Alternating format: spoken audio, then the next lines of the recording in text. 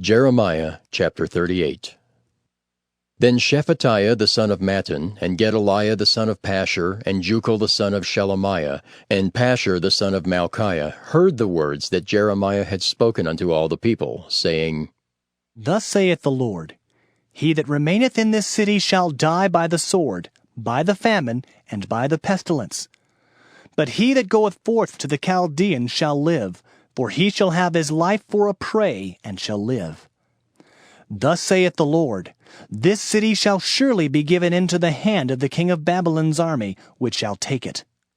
Therefore the princes said unto the king, We beseech thee, let this man be put to death. For thus he weakeneth the hands of the men of war that remain in this city, and the hands of all the people, in speaking such words unto them. For this man seeketh not the welfare of this people, but the hurt. Then Zedekiah the king said, Behold, he is in your hand, for the king is not he that can do anything against you.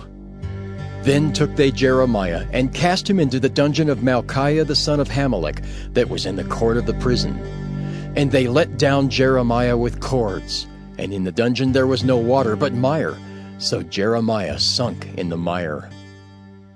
Now when Ebed-melech the Ethiopian, one of the eunuchs which was in the king's house, heard that they had put Jeremiah in the dungeon, the king then sitting in the gate of Benjamin, Ebed-melech went forth out of the king's house and spake to the king, saying, My lord the king, these men have done evil in all that they have done to Jeremiah the prophet, whom they have cast into the dungeon, and he is like to die for hunger in the place where he is. For there is no more bread in the city.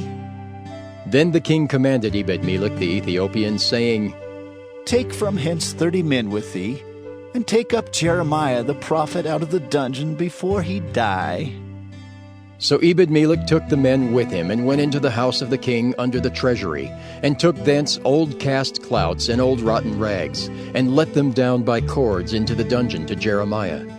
And Ebed-melech the Ethiopian said unto Jeremiah, But now these old cast clouts and rotten rags under thine armholes, under the cords. And Jeremiah did so. So they drew up Jeremiah with cords, and took him up out of the dungeon, and Jeremiah remained in the court of the prison. Then Zedekiah the king sent and took Jeremiah the prophet unto him into the third entry that is in the house of the Lord. And the king said unto Jeremiah, I will ask thee a thing, hide nothing from me. Then Jeremiah said unto Zedekiah, If I declare it unto thee, wilt thou not surely put me to death? And if I give thee counsel, wilt thou not hearken unto me? So Zedekiah the king sware secretly unto Jeremiah, saying, As the Lord liveth, that made us this soul, I will not put thee to death, neither will I give thee into the hand of these men that seek thy life. Then said Jeremiah unto Zedekiah, Thus saith the Lord, the God of hosts, the God of Israel, If thou wilt assuredly go forth unto the king of Babylon's princes, then thy soul shall live, and this city shall not be burned with fire, and thou shalt live in thine house.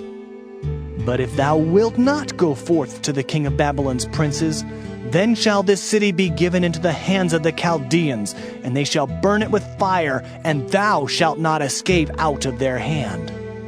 And Zedekiah the king said unto Jeremiah, I am afraid of the Jews that are fallen to the Chaldeans, lest they deliver me into their hand, and they mock me. But Jeremiah said, They shall not deliver thee.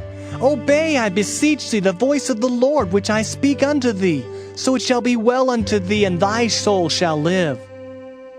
But if thou refuse to go forth, this is the word that the Lord hath showed me.